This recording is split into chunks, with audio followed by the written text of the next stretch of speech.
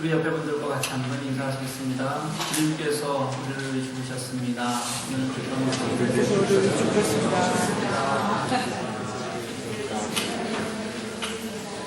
지금 웃으면서 해야 될지 울면서 해야 될지 지금 헷갈리시죠? 인사할 때는 분명히 웃으라고 했는데 그렇죠? 사순절이 6주가 지났습니다. 오늘이 사순절 6번째 주일입니다. 이제 이번 주가 사순절의 마지막 주이고 또 돌아오는 한 주간을 우리는 고난주간 이렇게 부릅니다. 예수님께서 예루살렘에 들어가셔서 입성하셔서 십자가에 죽으시기까지의 일주일간을 우리는 고난주간 이렇게 말합니다. 이 일주일간 어떤 일이 있었는지 그리고 예수님께서 어떻게 고난받으셨는지 그것을 모르는 사람들은 없습니다. 이 예수님의 고난 이야기는 우리가 교회를 조금만 다녀도 너무 많이 들었고 또 너무 잘 알고 있는 그런 이야기들입니다. 그래서인지 몰라도 우리에게는 고난주간이라는 것이 그렇게 감동도 없고 감정도 없는 그런 이야기가 되어버린 것 같습니다. 우리가 정말 진짜로 복음을 안다면요, 우리가 예수님을 진짜 인격적으로 만난다면 어떻게 그게 가능할까 싶을 만큼 우리는 예수님의 고난에 대해서 아주 무덤덤하게 살아가는 것이 우리의 일상이라고 그렇게 여겨집니다. 성경을 보면요, 성경 전체가 하나님이 우리를 사랑하셔서 이 세상을 끌어가시는 구속사이고 그 구속사의 중심에 바로 예수 그리스도가 계십니다. 그 긴 구속사 중에서 예수님께서는 인간의 몸을 입고 오셔서 33년을 사셨고 이 33년의 삶 중에서도 또 우리와 함께 현장에서 메시아로서의 공생애를 사셨던 시간은 겨우 3년입니다. 이 3년 중에서 마지막 일주일이 정말 그 고통 속에 있으셨던 가장 큰 고통의 시간이었음을 우리는 성경 속에서 잘 발견합니다. 그리고 예수님께서는 죽으셨습니다. 그 십자가에 죽으시는 고통, 그리고 그렇게 죽으시기까지 예수님이 당하셨던 수모와 아픔, 이 시간을 우리가 알기 때문에, 그래서 우리가 이것을 그냥 지나서는 안 된다고 생각하기 때문에 우리는 이 시간을 고난주간이라고 부르고 따로 이름을 붙이고 그렇게 이 시간을 보내는 것입니다. 그런데 그렇게 고통스러우셨던 마지막 순간을 우리가 지나면서도 우리에게는 아픔도 없다, 아무런 쓰라림도 없다, 느낌도 없다, 그냥 그저 그렇지 뭐. 이게 얼마나 슬픈 일인지. 아마 예수님이 보시면 예수님 당신도 되게 아파하실 겁니다. 그리고 예수 믿는 사람으로서의 우리 신앙인으로서의 우리도 이건 정말 바보같은 신앙생활을 하고 있는 것이라고 저는 그렇게 생각합니다. 저는 우리 속에 이런 마음들이 무엇인지, 그것이 우리의 약함이건 아니면 내 위선이건 아니면 내 욕심이건 좀 이제는 버리자, 그리고 진짜 예수님을 좀 아프게 만나보자, 이렇게 오늘 여러분들에게 간절히 권면하고 싶습니다. 왜요? 우리가 왜 그래야 할까요? 왜냐하면 우리가 그 예수님을 기억하기를 원하시고 알기를 원하시는 것이, 그것이 바로 예수님이 우리를 위해 죽으신 그 예수님이 간절히 원하시는 마음이었기 때문에 그렇습니다.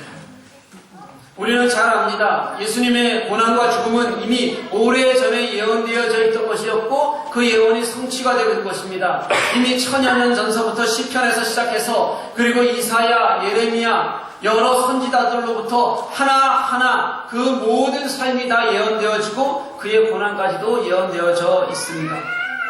그런데 그 고난과 죽음의 예언이요, 이렇게 구약 시절에만 있는 것은 아니라는 겁니다. 예수님께서도 당신의 공생애를 사시면서 3차례에 거쳐서 직접 자신의 죽음과 다시 살아나실 것을 예언하실 만큼 그렇게 제자들이 그리고 우리가 그것을 바로 깨닫고 기억하기를 원하셨던 겁니다. 예수님의 첫 번째 예언은 베드로의 신앙 고백을 받으신 이후에 나옵니다. 주는 그리스도시요 살아계신 하나님의 아들이십니다. 여러분 이 고백 다 아십니까? 이 고백을 예수님께서 들으신 다음에 그때 하신 예언이 내가 예루살렘에 올라가 많은 고난을 받고 죽임을 당한 후 3일 만에 살아날 것이다. 이렇게 예언하셨어요. 기회가 아주 좋은 거죠. 당신은 그리스도십니다. 당신은 하나님의 아들이십니다. 이렇게 고백하니까 그래 바로 내가 그 하나님의 아들이니까 메시아니까 그래서 나는 고난당하고 죽음을 당하게 될 거야. 이렇게 그 고백을 받아서 예언하신 거예요. 이게 첫 번째 예언입니다. 예수님께서 두 번째 예언을 하실 때는 변화산 사건 이후입니다. 놀라운 변화의 사건들을 제자들이 보았습니다. 그리고 나서 제자들이 놀라워하니까 예수님께서 내가 장차 사람들의 손에 넘겨져서 죽임을 당하고 3일 만에 살아날 것이다. 이렇게 말씀하십니다. 이것도 마찬가지로 예수님이 변화되는 모습을 보면서 와 이것이 하나님의 아들이 아니시면 어떻게 이럴 수가 있어 라고 놀라는 사람들에게 그게 다가 아니야. 나는 그것 때문에 이 땅에 죽으러 온 거야. 이렇게 또 예언하신 겁니다. 그리고 마지막 세 번째가 오늘 우리가 읽었던 본문입니다. 예루살렘에 이제 들어가기 바로 전에 그 제자들에게 하신 말씀입니다. 그 내용은 예수님께서 대제사장과 서기관들에게 이제 넘겨지겠고 그들은 예수님을 다시 이방인에게 넘겨줄 것이고 그 이방인들은 그들을 조롱하고 채찍질하고 침뱉으며 십자가에 못 박을 것이다. 그렇지만 예수는 3일 만에 다시 살아나실 것이다. 이렇게 예언하는 겁니다. 이 세 번의 예언 중에서도요. 오늘 우리가 읽었던 이 본문 말씀인 이 마지막 세 번째 예언은 예루살렘을 이제 들어가기 전 마지막 고난을 앞두고 바로 그 전날 하는 예언이기 때문에 앞에 그 두 번의 예언보다 훨씬 더 구체적이고 훨씬 더 아픔이 잘 그려져 있는 그런 예언으로 그렇게 표현이 되어져 있습니다. 마태복음에서는 조롱하고 채찍질하고 십자가에 못 박게 할 것이다 이렇게 표현하고 있고요. 마가복음에서는 능욕당하고 침뱉으며 채찍질당하고 죽을 것이다 이렇게 하나가 더 늘어있어요. 마가복음에서 누가복음으로 넘어가면 희롱당하고 능욕당하고 침뱉음을 당하고 채찍질하고 그리고 십자가에 못 박아 죽을 것이다 이렇게 또 표현이 자꾸 하나가 더 늘어나 있습니다. 예수님은 자신의 고난을 예언하시면서 분명하게 구체적으로 하나라도 더 우리가 분명하게 알기를 원하시는 마음으로 그렇게 자신의 죽음에 대해서 예언하고 계신다는 것입니다. 아마도 이제 마지막 시간을 앞두고 자신이 당할 고난과 죽으심을 생각하게 되니까 그 마음이 예수님은 더 간절했을 거라고 생각이 듭니다. 그것을 제자들이 이제 지금까지는 잘 몰랐지만 그래도 너희들이 좀 이해해 줬으면 좋겠다. 나중에라도 너희들이 분명히 깨닫는 은혜가 있었으면 좋겠다. 그런 마음이 있었을 거라고 생각 들어요. 더구나 이 세 번의 예언이 다 우리가 공관복음이라고 부르는 같은 관점의 말씀, 복음서라는 마태복음, 마가복음, 누가복음 이 세 권 모두에 이 세 가지 이야기가 하나도 빠지지 않고 다 들어있습니다. 이것은 예수님이 그것을 얼마나 중요하게 여기셨는지, 얼마나 말하고 싶어 하셨는지, 얼마나 그것이 우리 가슴에 남기를 원하시는 것인지를 저는 상징적으로 보여주는 그런 의미라고 생각합니다. 예수님은 우리가 당신이 당해야 할 고난과 그리고 당신이 맞닥뜨린 그 죽음을 그것이 우리의 구원을 이루시는 당신의 사역임을 분명히 알리고 싶어 하시고 우리가 그것을 그냥 아는 것이 아니라 우리 가슴 속에 깨닫고 느끼기를 원하시는 그런 마음을 가지고 계신다는 거예요. 그런데 어떻게 우리는 그 고난을 산다고 얘기하면서도 아무렇지도 않게 우리는 그 고난을 일상에서 흘려버리고 그렇게 살 수가 있느냐는 겁니다. 심지어 우리는 고난주일이 돼도 그리고 고난주간이 되어도 사실 잠시 생각하다 잃어버리고 그냥 지나는 일들이 너무 많다는 겁니다. 한 달여 전쯤 됐을 것 같습니다. 한국에 제가 아는 지인으로부터 카톡이 왔어요. 저와 거의 동년배인데 저보다 2살 적은, 이제 그러니까 40대 중년이 됐겠죠? 가깝게 지내는 그런 시일입니다. 암에 걸렸습니다. 그 암 이야기를 적어서 보낸 거예요. 저에게 보낸 것을 굉장히 길게 보냈는데 제가 짧게 주려고 왔습니다. 아주 짧게 주렸는데 한번 들어보십시오. 내가 암 발병을 알린 이유는 공유가 필요하다고 생각했기 때문이야. 저랑 반말하는 사이는 아니고요. 그냥 혼잣말로 쓴 겁니다. 그래서 아마 여러 사람에게 보낸 것 같습니다. 그래서 야자체입니다. 여러분 야자체 잘 아세요? 음과 성으로 끝나는 건 무슨 체예요? 네, 무슨 체. 제가 아주 쉽게 나눠서 거죠. 중이 관심병 환자도 아니고 나한테 관심을 가져달라는 게 아니라 내 이야기를 들으면서 자신과 주변에 관심을 가져달라는 거야. 정작 위기가 오니 가족들한테 말할 수 없는 이야기가 참 많더구만. 현재 암 발병 확률은 무려 38.4%, 두세 명 중 한 명은 마주칠 수밖에 없어. 그러니 내 기록이 도움이 되길 바래. 1. 발견. 지난 1월 똥오줌을 한 번에 싸고 나니 웬 붉은 피가 보였다. 느지막히 웬 치질. 그러다가 어느 날 소변 끝에 피가 뚝뚝 떨어지는 것을 보고서야 심상치 않다고 여겼다. 의사가 정밀 진단을 하자고 했다. 물어보니 20만 원 정도. 솔직히 돈이 아깝더라. 속내로 아무 이상 없을 텐데 웬 정밀 진단을 해. 그냥 나왔다. 그리고 다시 2주일 후 묵직하고 검붉은 오줌이 섞여 나왔다. 아내가 지나가다가 봤다. 가자 말자 투각타각 싸우다가 내가 졌다. 이대 목동병원 담당 의사가 초음파 사진을 보더니 이랬다. 이거 악성인데요? 수술 언제 받으실래요? 정말 딱 이 한마디였다. 2. 진행. 현대 아산병원으로 옮겼다. 담당 의사가 근육의 잔여 암세포에 대해 엄중히 경고했다. 우려한 대로 전이가 되면 얼마 시간이 남지 않았을지도 모르겠다. 그는 한 달 만에 사망한 최근 사례를 말해주었다. 집에 와서 눈을 감고 누웠다. 모든 추억들이 되살아나 살랑거렸다. 무엇인가 써야 한다고 생각했다. 종이를 펼쳐놓고 내 의견을 분명히 남겼다. 내가 허용하는 것과 허용하지 않는 것을 분명히 적었다. 호들갑스럽긴 한데 꼭 필요하다는 생각이 든다. 그의 핵심은 가족들의 기대에 부응하기 위해 수술과 항암을 하겠다. 그런데 혹여 내 의식이 박약하거나 소생 가능성이 없다면 항암을 철회해달라는 것이다. 3. 결과. 나는 운이 좋다. 그래도 발견을 했으니 말이다. 나는 운이 나쁘다. 신체 기관이 다 베스트인데 딱 하나 오줌통이 이렇게 소중하다니. 너무나 피곤해졌다. 이게 뭐하는 짓인가. 참 미안한 사람들이 많다. 아내와 아들에게 무슨 짓을 한 건가. 지금 나는 편안하다. 그렇지만 내일이 주위에 관심을 주는 계기가 되면 나쁘지는 않을 것 같다. 아주 짧게 줄여놓은 이야기입니다. 이거를 처음 받았을 때 정말 가슴이 굉장히 아팠습니다. 그러다가 오늘 설교를 준비하면서 다시 생각이 났어요. 무슨 얘기죠? 얼마 지나지 않았는데 제가 그 이야기를 받아놓고 읽고 가슴이 아팠다가 잊어버렸다는 이야기입니다. 이게 작은 일은 아닌데도 불구하고 또 예전에는 같은 마음을 품고 같이 일하던 그런 한 지인이 생각하던 일과 마음조차 그가 기록으로 남겨서 다른 사람들에게 주위에 관심을 갖게 하고 싶었던 그런 마음조차 저는 제 삶 속에서 별거 아닌 것으로 치부해버린 꼴이 되어버렸습니다.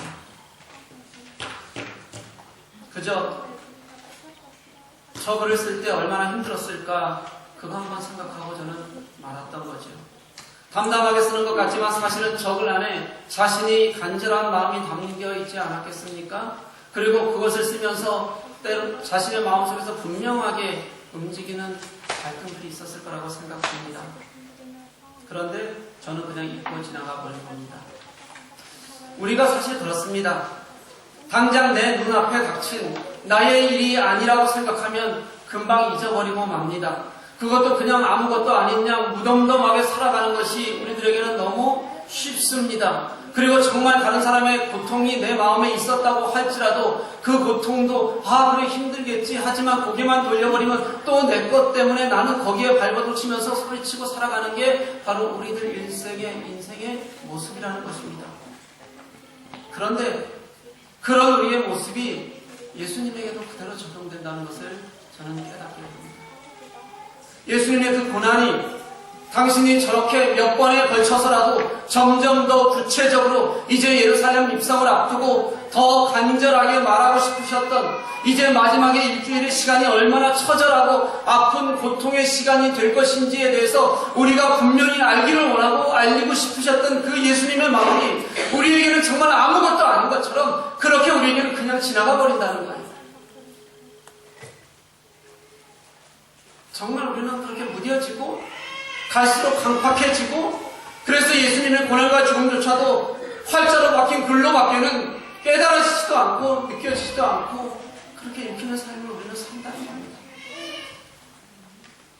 그게 저는 너무 안타깝습니다. 그러니 여러분 그랬으면 좋겠어요. 우리가 정말 한 주만이라도 제대로 한번 예수님을 묵상하고 꼭 붙잡아 봤으면 좋겠다는 생각이 듭니다. 그래서 그 예수님의 간절함을 아는 우리가 된다면 그때부터는 우리가 그 한 주간 때문이 아니라 이제 그 예수님을 아는 마음 때문에 우리가 예수님의 은혜를 누리고 예수님과 함께 살 수 있지 않겠습니까? 그렇게 예수님을 묵상하고 기억하고 나아가는 한 주간이 되시기를 주님의 이름으로 간절히 소망합니다. 그렇다면 그 예수님의 간절함을 깨닫고 느끼고 이 땅에서 우리가 기억하며 제대로 살아가는 방법이 무엇일까요? 저는 그 비밀이 우리가 읽었던 갈라디아서 2장 20절 말씀에 있다고 생각합니다. 지난주 성령의 9가지 열매를 사는 방법에서도 우리가 같이 하나하나 읽어나갔던 내용이기도 합니다. 지난주 본문이었던 갈라디아서 5장 24절부터 26절 말씀과 오늘 갈라디아서 2장 20절 말씀은 거의 같은 내용이라고 했던 것을 여러분들 기억하고 있는지 모르겠습니다. 상품 드려야죠. 밀려났지? 저희가 줄게요. 네. 우리가 예수님의 그 간절함을, 그 고통을 아는 방법은요, 그 고난을 이 땅에서 우리가 정말 제대로 살아갈 수 있는 방법은 내가 그리스도와 함께 십자가에 못 박히는 것, 다시 말해서 나의 육적 자아가 죽는 것 외에는요, 사실 다른 방법이 우리에게는 없습니다. 여러분, 내가 그리스도와 함께 십자가에 못 박힌다는 것이 무슨 뜻인지 여러분들 아십니까? 어차피 이 말씀이 너무 추상적으로 여겨지시니까 그냥 모른 척하고 넘어가도 될 겁니다. 그렇죠? 그게 뭐라는 것인지 여기 아무것도 그려져 있지 않거든요. 그러니까 좋은 말씀이냐 하고 그냥 넘어가 버려도 괜찮습니다. 그런데 여러분들은 아니에요. 왜냐하면 제가 지금 알려드릴 거거든요. 그냥 가시면 안 되기 때문입니다.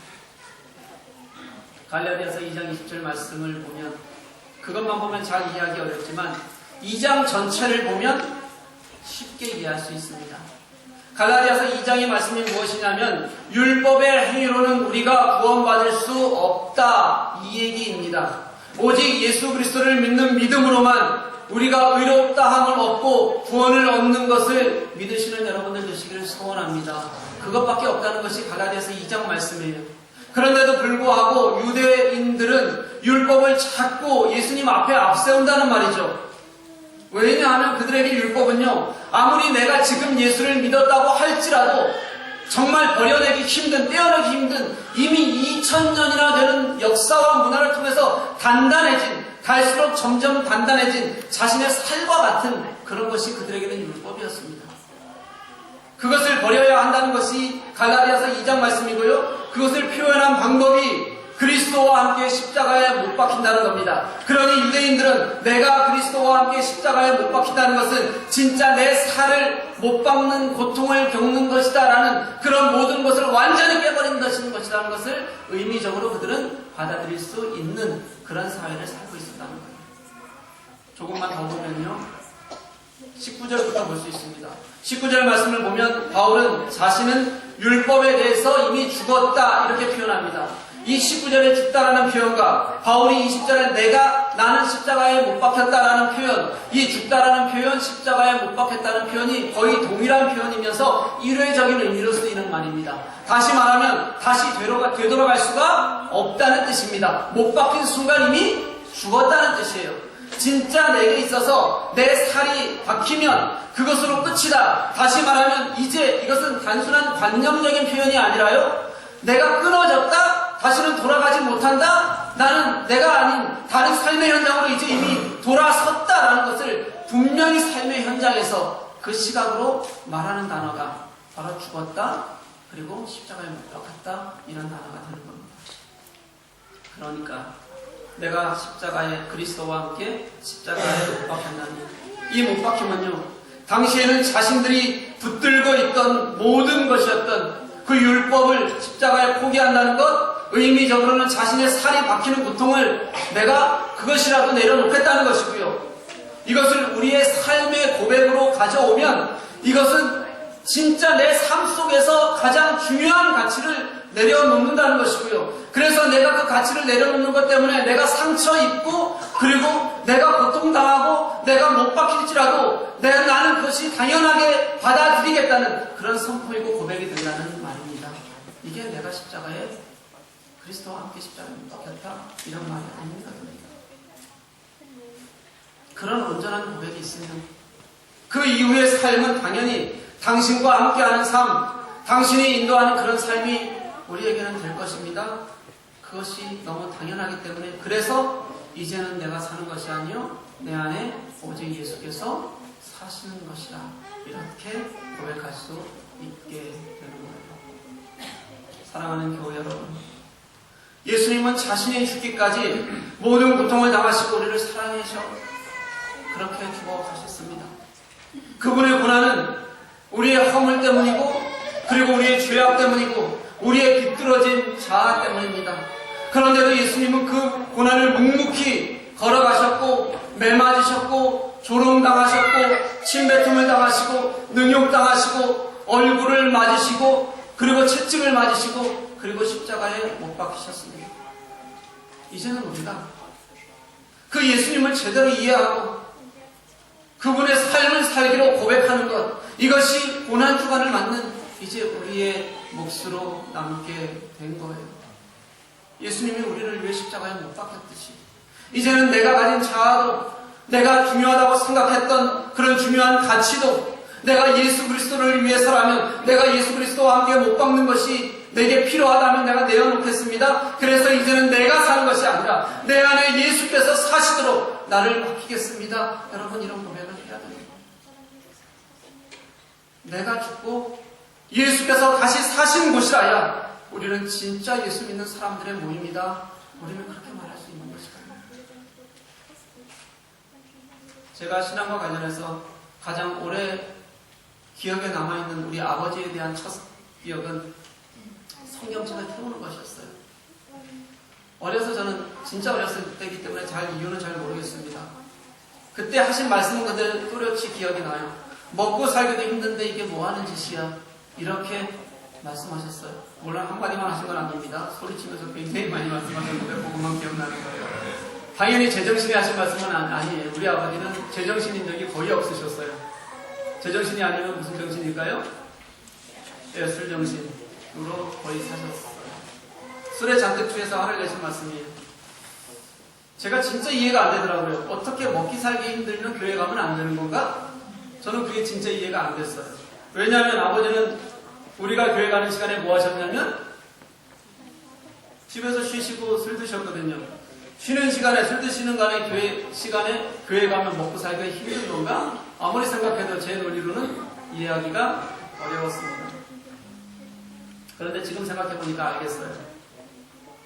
주일에 당신은 일을 안 하셔도 우리 어머니는 일을 해야 한다, 아마 이런 마음이셨던 것 같고요. 예, 굉장히 훌륭하죠. 또 술 사 먹을 돈도 없는데 어디다 헌금해, 아마 이런 얘기였던 것 같습니다. 거기에 먹고 살기 힘든 데는 다른 표현으로 바뀌면 술 살 돈도 없는데, 이렇게 표현을 바꿀 수 있거든요. 이게 제가 어렸을 때 아버지께서 하시던 교회 신앙에 관한 첫 번째 기억이에요. 그러고 나서 아버지의 신앙에 관한 가장 마지막 기억, 근데 이건 사실 두 번째 기억입니다. 아버지는 제게 신앙에 관한 것을 두 가지 기억밖에 남기신 게 없어요. 두 번째 기억은 끼면서 마지막 기억은 뭐냐면 돌아가시기 전 병원에서 성경을 뒤적이는 거였어요. 제가 두어 번 설교에서 말씀드렸던 것 같습니다. 그때 아버지의 마지막 부탁이 큰 글씨 성경 하나 사다 달라는 거였어요. 당연히 못 사다 드렸습니다. 왜냐하면 돈이 없어서죠. 솔직히 말하면 돈이 있어서도 안 사다 드렸을 것 같아요. 되게 미워거든요. 근데 이제 생각하면 알 것 같습니다. 그때 당뇨가 너무 심하셔서 당뇨에다가 여러 가지 다른 합병증들이 또 있으셨고 그래서 돌아가셨는데 눈이 제대로 보이실 리가 당연히 없으셨을 것 같아요. 그러니까 말씀을 읽고 싶은데 말씀을 읽을 수 없으니까 큰결 성경을 제게 부탁하셨던 것 같습니다. 그때는 잘 몰랐어요. 그렇게 성경을 아궁이에 던지시던 분이 성경을 읽고 싶어서 성경을 사다 달라고 말씀하시는 그렇게 변할 수 있었던 것이 저는 그분의 삶의 가장 큰 하나님의 은혜였다고 생각합니다. 그 시간 아버지가 3개월 동안 겪었던 모진 육체적 고통을 제가 옆에서 다 보았습니다. 학교만 끝나면 병원을 달려갔거든요. 거의 잠도 못 자고 고통스러워하는 모습을 봤습니다. 아마 그분에게는 그 고통이 하나님을 찾는 계기가 되었을 거라고 저는 분명히 확신합니다. 이런 생각이 나요. 고통스럽게 막 피를 막 토하거든요. 피를 막 토하고 나면 당뇨는 피 안 통하는데 그렇죠? 네, 결핵도 있으셨거든요. 그래서 피를 막 토하고 나면 고통이 조금 잦아드시는 것 같아요. 그러고 나면 성경을 이렇게 어렴풋이 쳐다보는 눈이 정말로 굉장히 간절했던 것을 제가 기억합니다. 하나님에 대해 뭘 얼마나 알았겠습니까? 그분이 하나님을 원래 알던 분이 아니었거든요. 예수님의 고난에 대해서 뭘 그렇게 알 수 있고 깨달았겠어요? 아마 몰랐을 겁니다. 하지만 자신의 고통을 마주하고 나서 내가 죽을 수도 있다, 내가 이제 죽어간다는 것을 경험하는 그 순간 만난 하나님의 은혜를 경험했던 것은 분명하다는 거예요. 내가 가지고 있는 고통이 그분은 하나님의 은혜를 아는, 신앙을 아는 그런 은혜로 바뀔 수 있었다는 겁니다. 사랑하는 교회 여러분, 그런 거예요. 내가 죽는다는 것, 나를 십자가에 못 박는다는 것은 분명히 고통이 따르는 일입니다. 그냥 감정적인 체험이 아니라는 거예요. 내가 예수 그리스도와 함께 십자가에 못 박힌다는 것은 분명한 포기와 그에 따른 고통을 감내해 내겠다는 거예요. 예수 그리스도가 나를 위해 죽으신 그 고통을 이제 내 삶에서 분명히 같이 살아내겠다는 고백이 내가 그리스도와 함께 십자가에 못 박힌다는 겁니다. 그래서 내가 그 자리에서 죽고 그 고통 속에서 내가 예수와 함께 다시 사는 그곳에서 나는 진짜 하나님을 만나게 됩니다. 나는 그것을 통해서 하나님과 함께 나아가기를 소원합니다. 이렇게 우리가 고난을 이해할 수 있게 되는 것입니다. 사랑하는 여러분, 예수님의 그 모진 아픔과 모욕과 고난과 죽음은 우리를 살리시는 하나님의 사랑이셨던 것을 깨닫고 느끼시는 여러분이 되시기를 소망합니다. 그 예수님이 겪으셨던 그 고난을 이제는 우리가 그 사랑을 아는 만큼 우리가 같이 묵상하고 기억하며 3번이나 예언하시면서 우리들에게 알리시려고 하셨던 그 마음을 우리가 같이 아파할 수 있기를 또한 소원합니다. 우리가 그 마음을 깨달을 수 있어요.